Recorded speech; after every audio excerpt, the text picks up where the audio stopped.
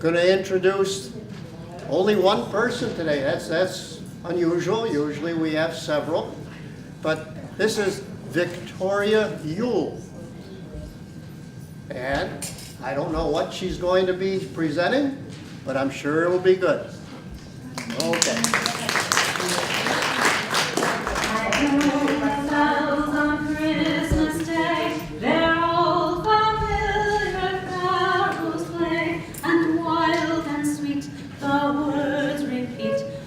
Peace on earth, goodwill to men, and thought how as the day had come, the belfries of all Christendom had rolled along the unbroken song of peace on earth, goodwill to men, till ringing, singing on its way, the world revolved from night to day, a voice, a chime, a chant sublime, of peace on earth, goodwill to men. Then from each black accursed mouth the cannon thundered in the south, and with the sound the carols drowned, of peace on earth, goodwill to men. It was as if an earthquake rent the hearthstones of a continent, and made forlorn the households born,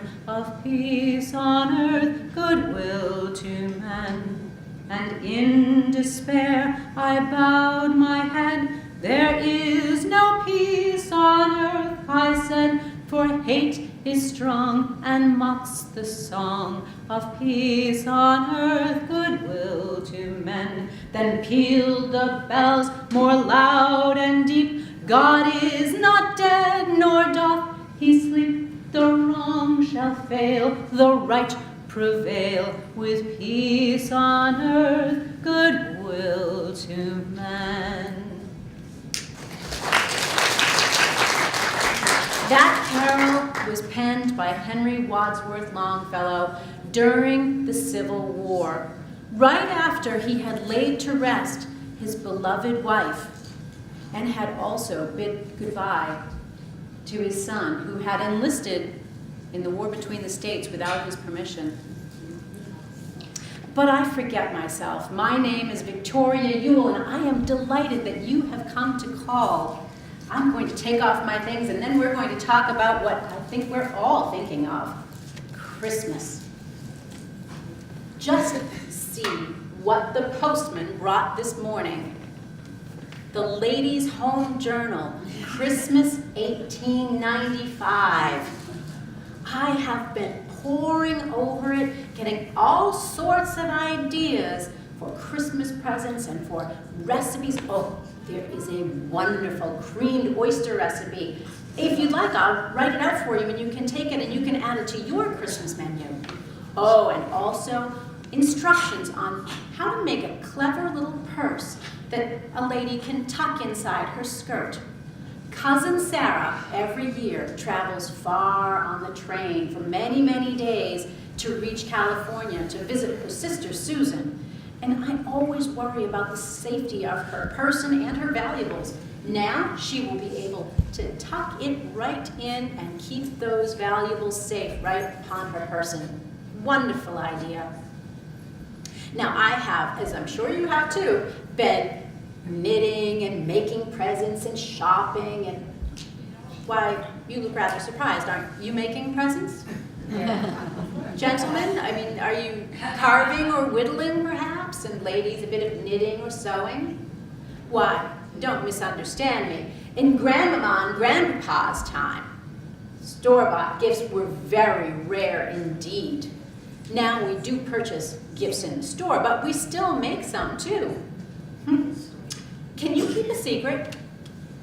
Well, I think that perhaps I could show you some of the things that we'll be exchanging this year. It seems as though perhaps it might help you with some ideas, and well, if you don't mind my saying so, I think you're going to be a bit behind if you don't hurry up. Let me see what we have.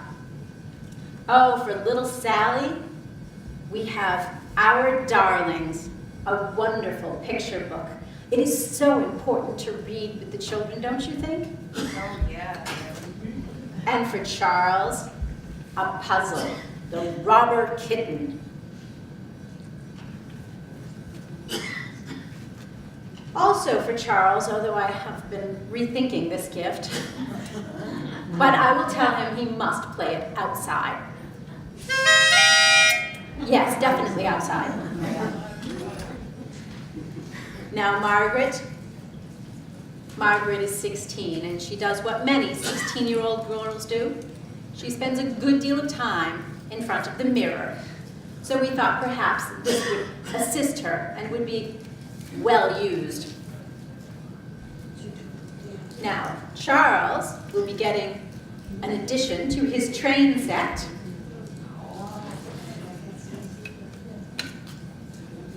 And Grandpapa has made a wonderful thing for baby. Isn't that darling? How clever Grandpapa is. He has also whittled for Charles a most ingenious little puzzle. Whenever he does things like this, I always ask him, but he'll never give me the secret as to how he does this.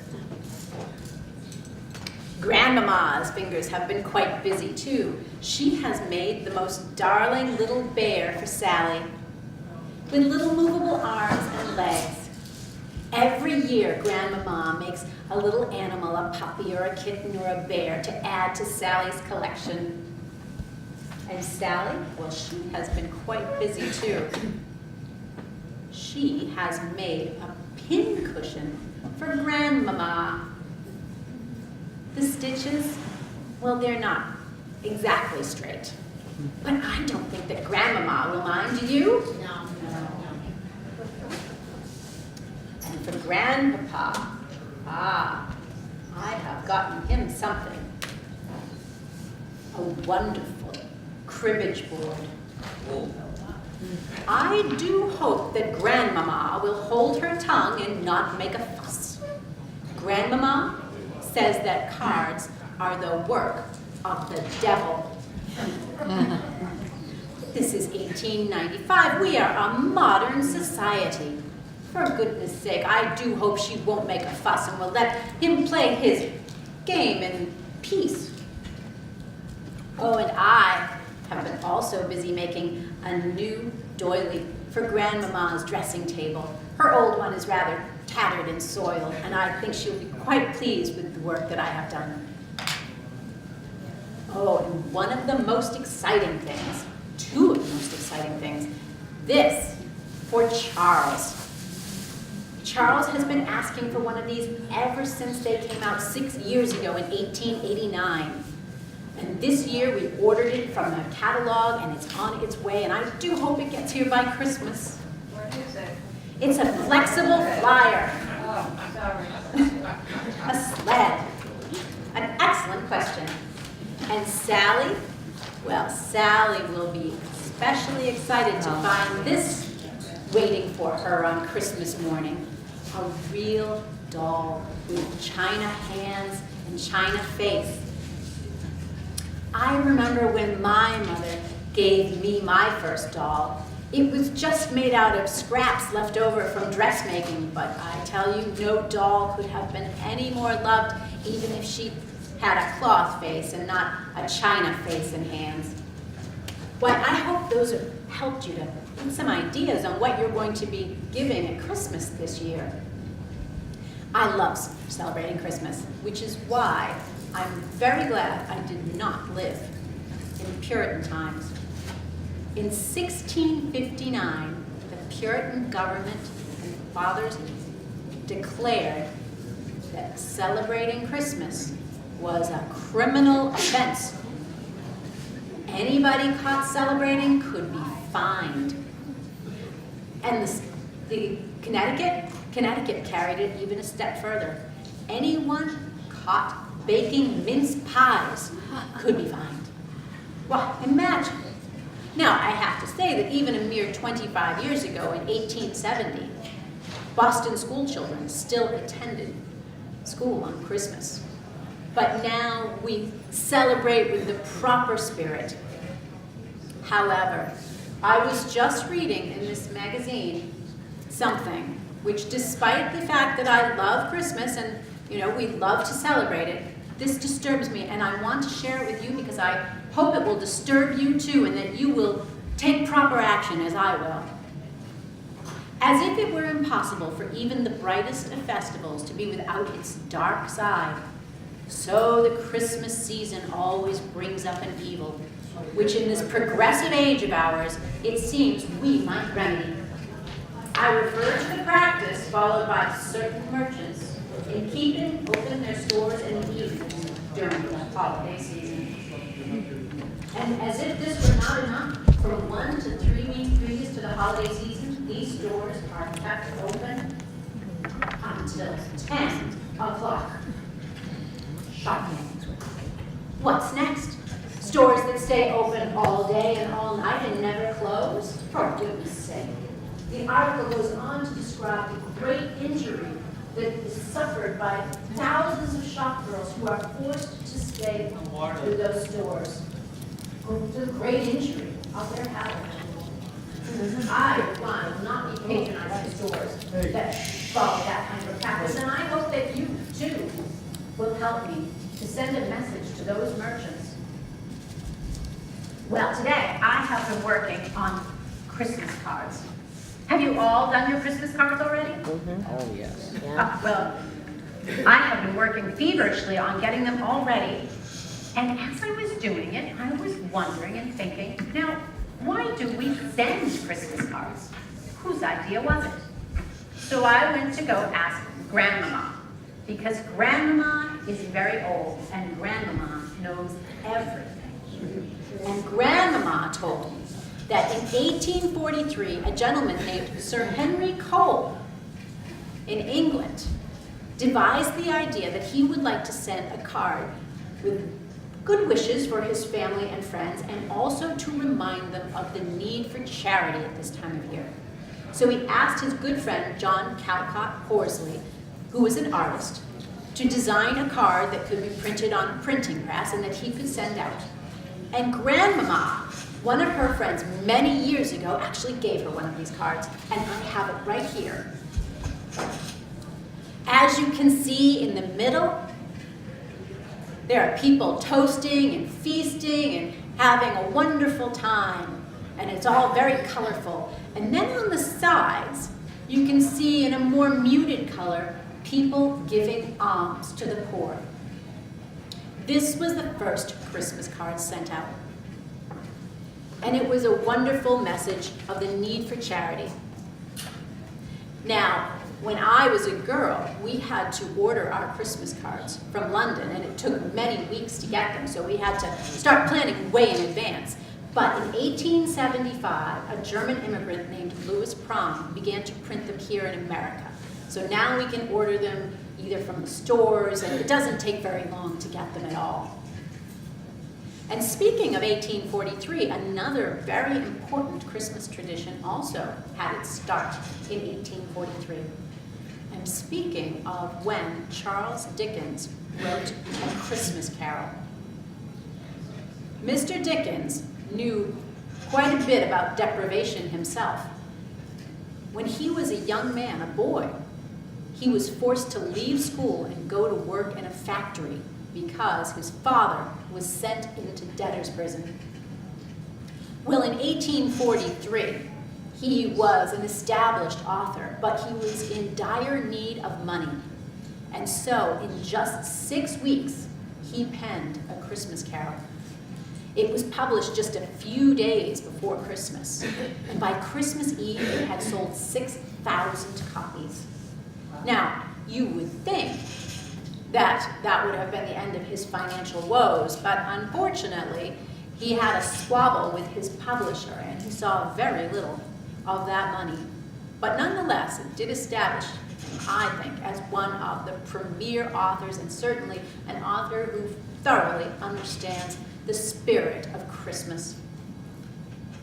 Now, one of the things, I'm keeping track of all the things that I need to do, as I'm sure you are too. There are so many things to do before Christmas.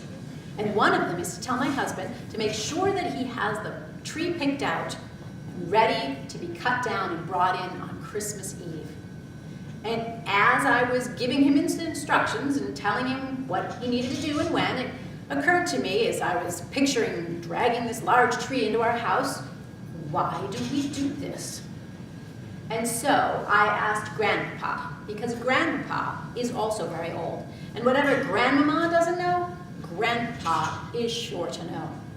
And he did, because he is of German extraction.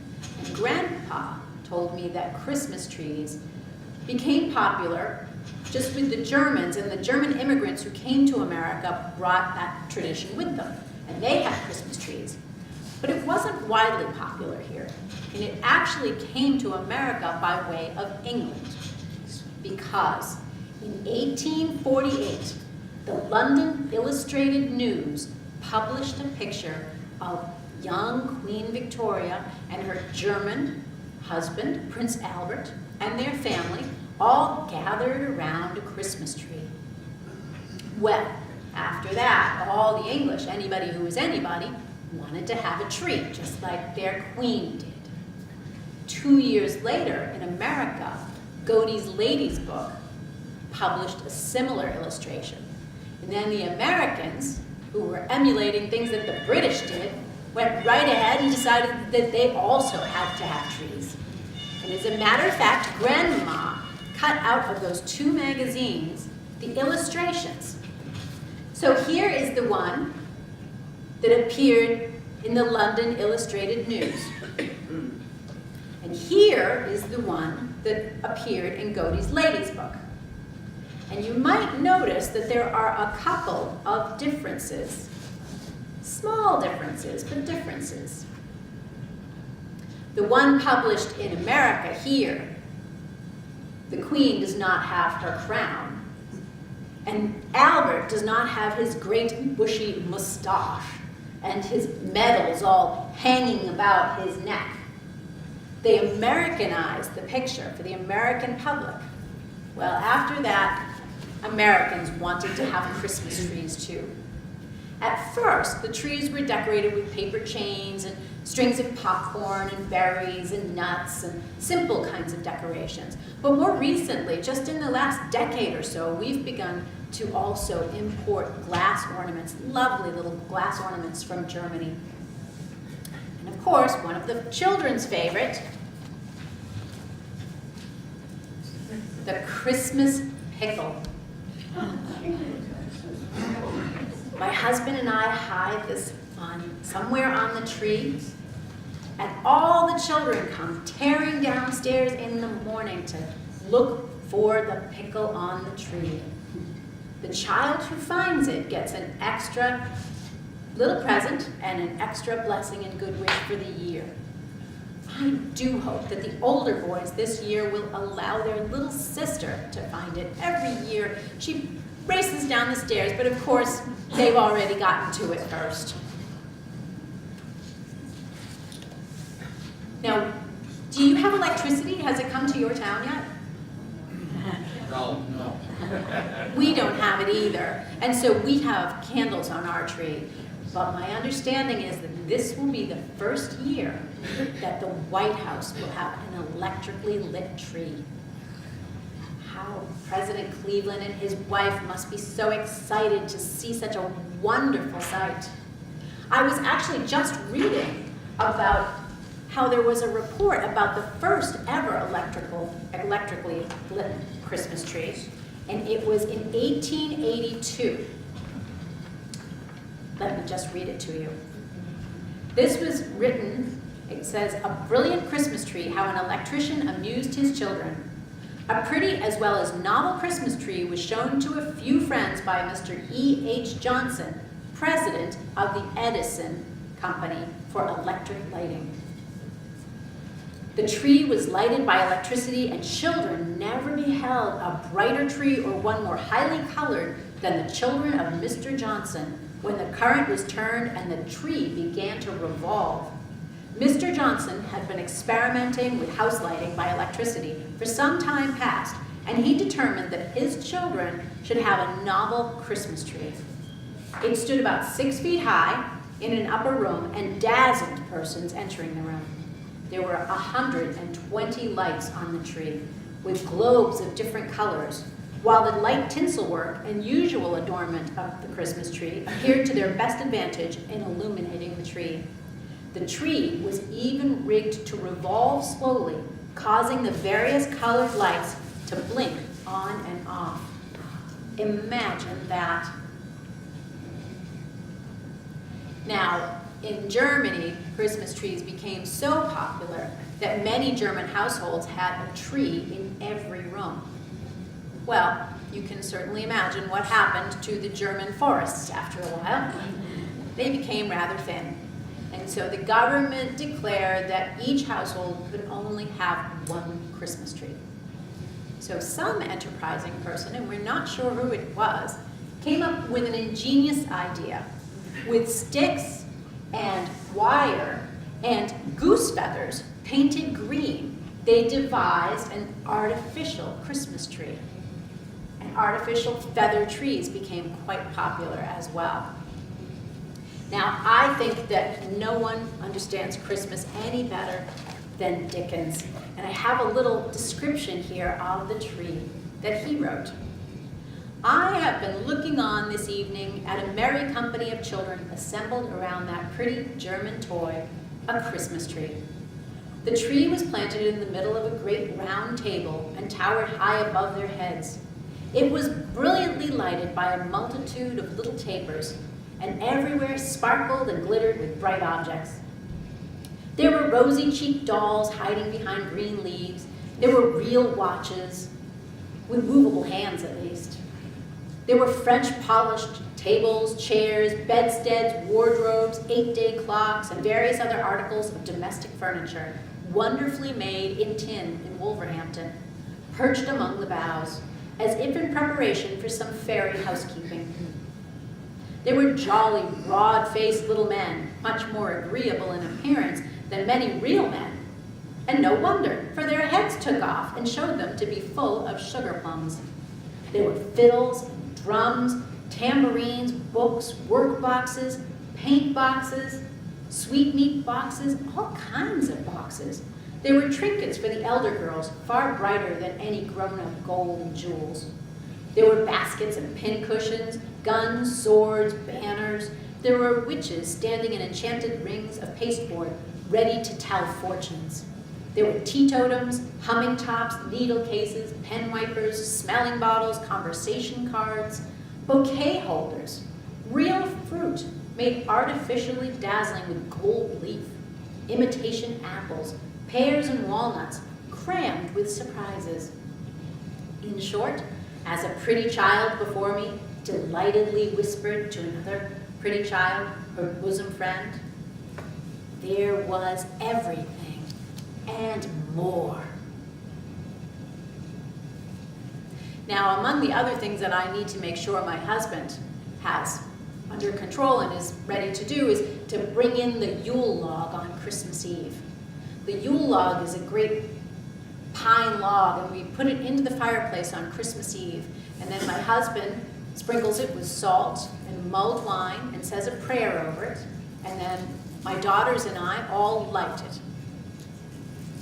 Now, the Old Norse tradition from Scandinavia says that each spark that flies from the Yule tree, from the Yule log, represents the birth of a new calf or pig in the coming year.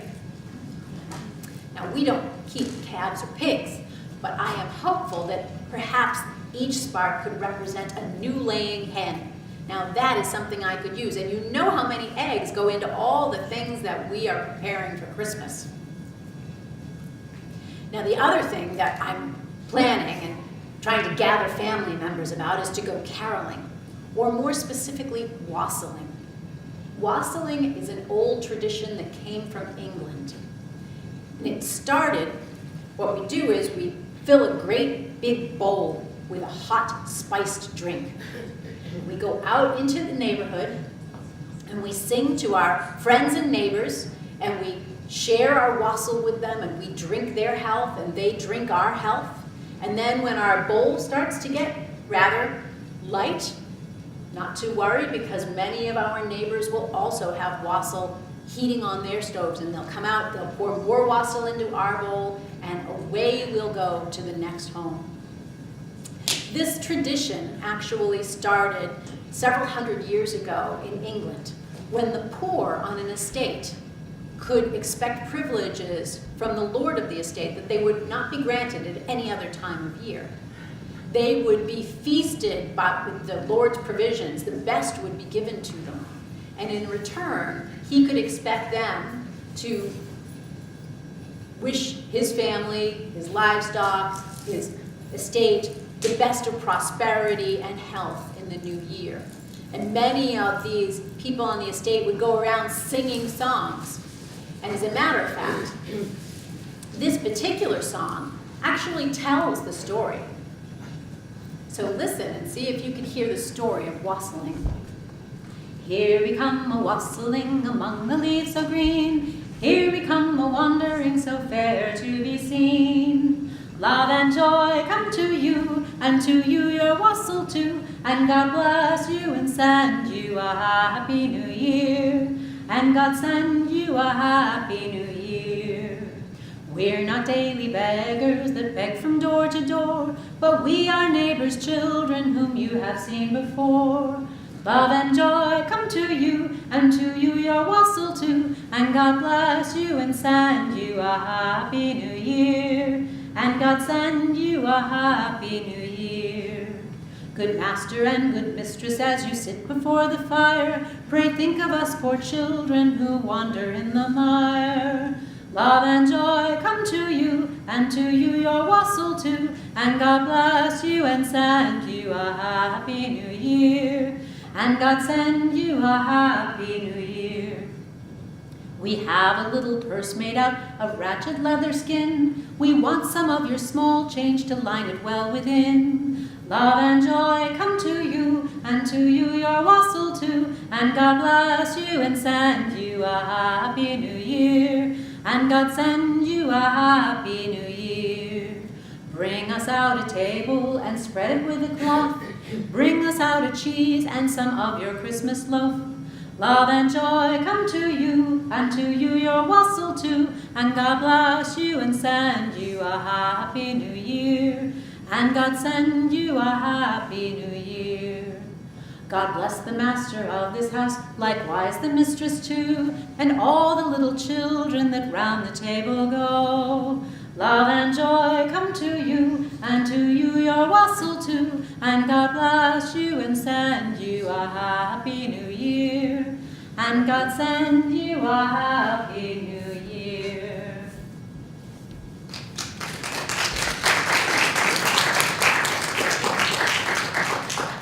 Now on Christmas morning, we'll come down and we'll have breakfast, and then we'll go directly to the tree and open all the presents. After that, we'll go to church, and when we return, we'll have a great Christmas feast. A lot more family and friends will come in. Oh, it will be a wonderful day. And the beautiful settings, table, and all the wonderful food. And then, one of my favorite things, the plum pudding. We make that 5 Sundays before Christmas. We put it in a bowl, and each family member takes a turn stirring it about. And as they stir, they make a wish. And we call it the family stir-about. After that, it's put in a cheesecloth and hung up, and brought down on Christmas morning and boiled and served with flaming brandy. And among the other things that will be on our table, fine china and crystal and such, will be one of these at each place setting. A Christmas cracker. A confectioner, a London confectioner named Tom Swift. Well, he went to Paris, and he saw that in Paris, the French confectioners sold their little sweets in little wrapped paper, little pretty wrapped paper. So he came back to London, and he thought he would try the same thing. And he did, but it didn't meet with that much success in London. And one night, he was sitting in front of his fire, and watching it crackle and pop, and he was thinking how wonderful it would be if somehow he could devise a way so that when the people opened his little packages with their little sweets, that somehow it would crack, pop. That would add a little extra surprise. And so he devised a method to do it, devising Christmas crackers, which are still popular and have always been popular, especially at Christmas time. Now, sometimes they're actually called Cossacks, and that's because they made a crack and pop, just like the Cossack soldiers used to do or had a reputation for doing when they would ride into villages on horseback, pop, pop, popping their guns. After we can't eat another bite, we'll go in and sit in the parlor, we'll play charades, and then the children, well, they have gotten together a wonderful play. I don't know what it is, but I'm sure it will be wonderful. Last year's production was quite divine. They've been collecting bits and bobs and things for costumes, and I can hear giggling and some rehearsing going on behind closed doors. So I think it will be a delightful thing. After that, we'll sit by the fire and we'll tell ghost stories. Now you might think, ghost stories at Christmas? But let me remind you, a Christmas carol is a ghost story. And the tradition is that there'll be a bundle of sticks, and as each person starts their story, the bundle of sticks is thrown onto the fire, and the person's story must continue until the bundle of sticks is all burnt out, and then the next person will begin their story, and another bundle of sticks will be added to the fire. Now, I do think that Mr. Dickens does understand Christmas. And all the things that I have described, well, here is a wonderful description of exactly what a Christmas is like. A Christmas family party. We know nothing in nature more delightful. There seems a very magic in the name of Christmas. Petty jealousies and discords are forgotten. Social feelings are awakened in bosoms to which they have long been strangers. Father and son, or brother and sister, who have met and passed with averted gaze, or a cold look of recognition from months before, proffer and return the cordial embrace and bury their past animosities in their present happiness. Kindly hearts that have yearned towards each other, but have been withheld by false notions of pride and self-dignity, are again reunited, and all is kindness and benevolence. Would that Christmas lasted the whole year through, as it ought, and that the prejudices and passions which deform our better nature were never called into action among those to whom they should ever be strangers. The Christmas family party that we mean is an annual gathering of all the accessible family members, young or old, rich or poor, and all the children look forward to it for 2 months beforehand in a fever of anticipation.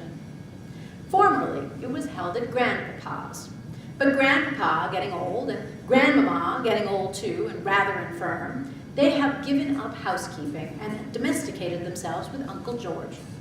So the party always takes place at Uncle George's, but Grandmama sends in most of the good things, and Grandpapa always will toddle down to all the way to Newgate Market to buy the turkey, which he engages a porter to bring home behind him in triumph, always insisting on the man's being rewarded with a glass of spirits over and above his hire, to drink a Merry Christmas and a Happy New Year to Aunt George.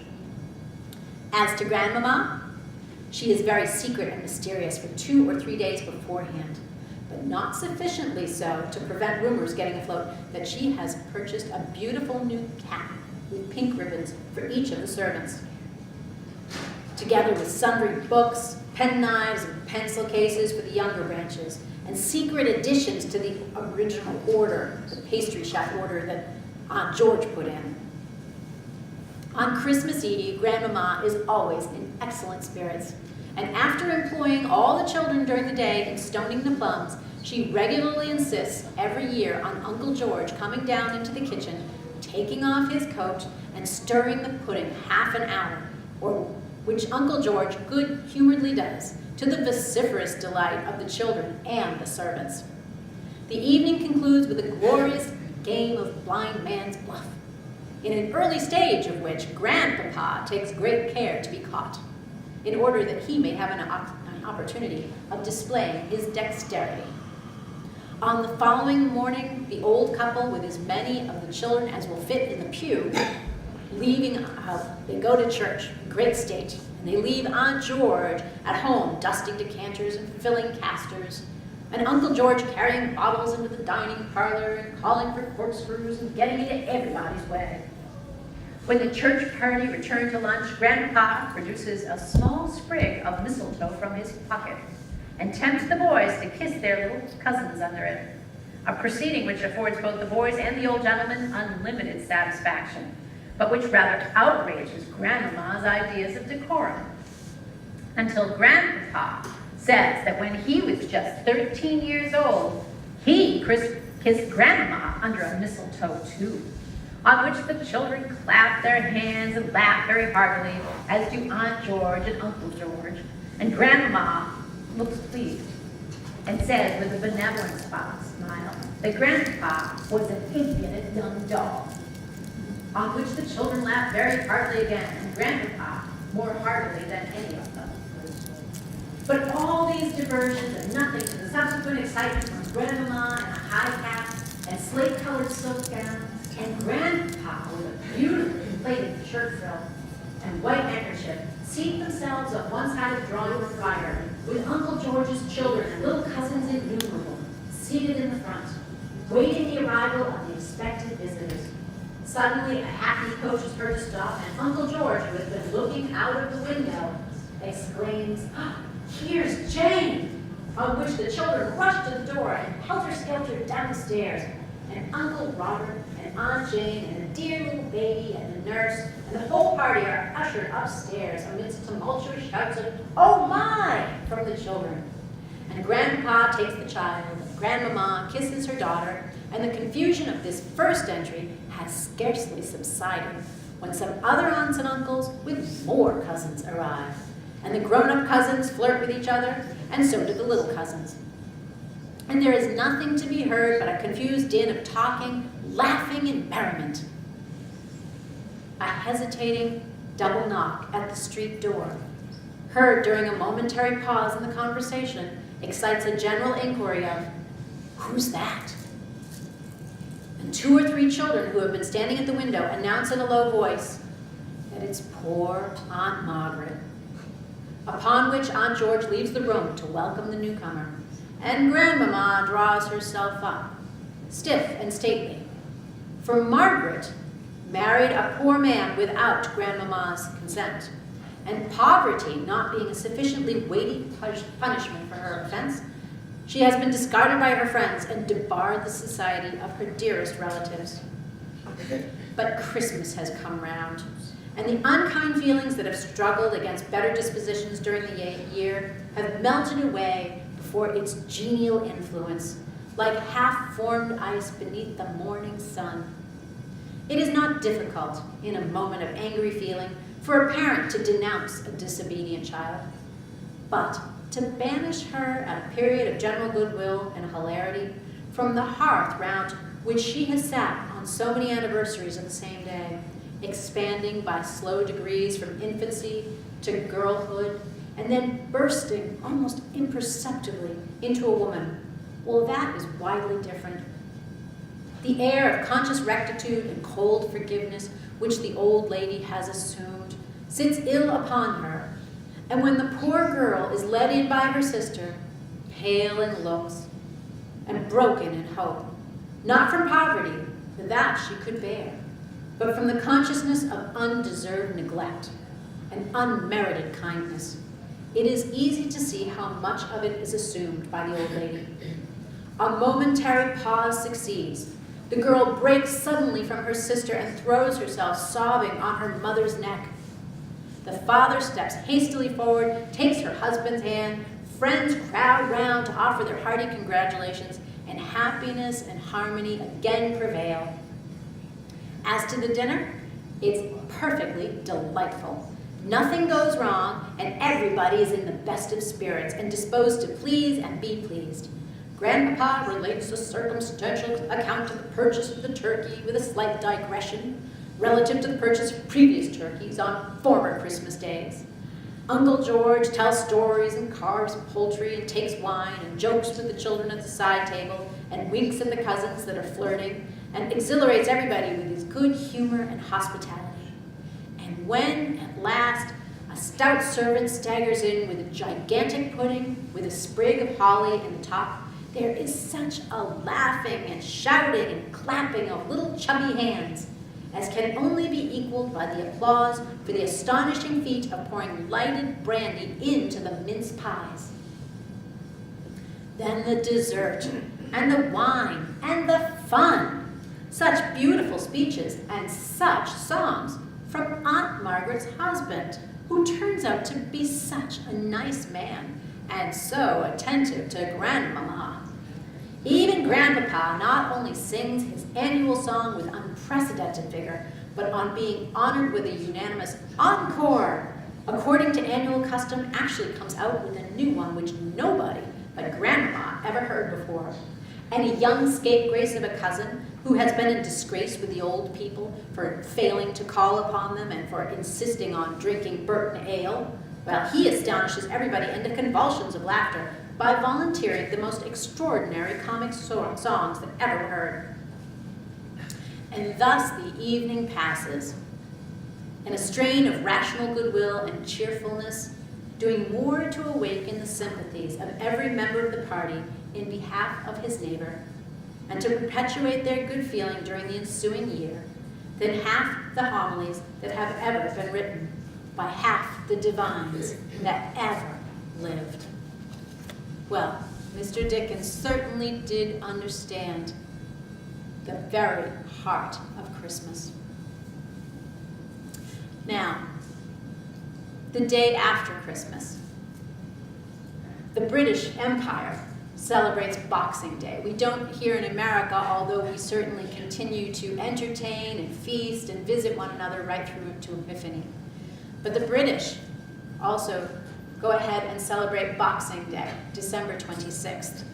Nobody is sure where Boxing Day came from, why it's called Boxing Day. It might be because of the tradition of having boxes in the back of churches, which the poor were poor people, and the money went into these boxes, and then the day after Christmas, the boxes were opened and the contents distributed to the poor. Or it might be from the tradition dating back hundreds of years, when the day after Christmas, the lords and ladies of estates would take boxes of gifts and distribute them to the people on their estates.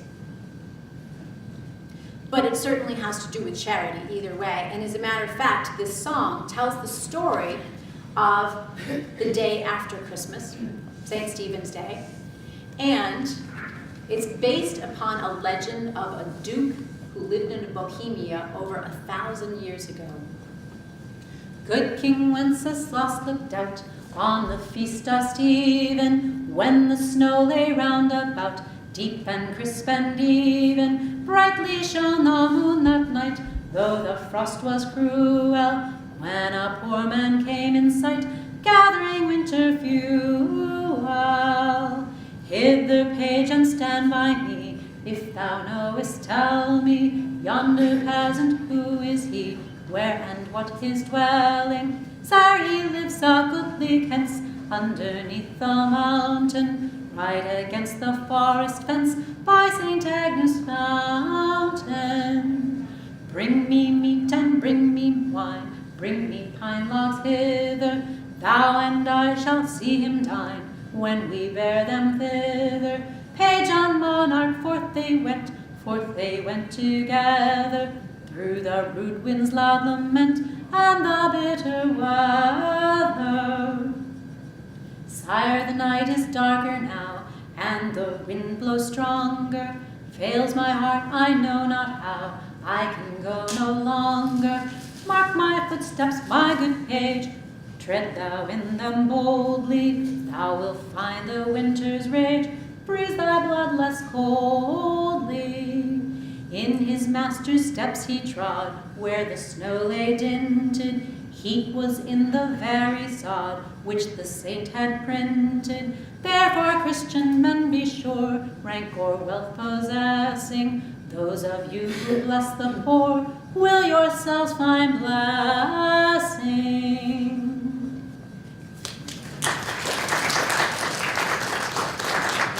What a wonderful sentiment about the very need for charity at this time of year. And what a wonderful example.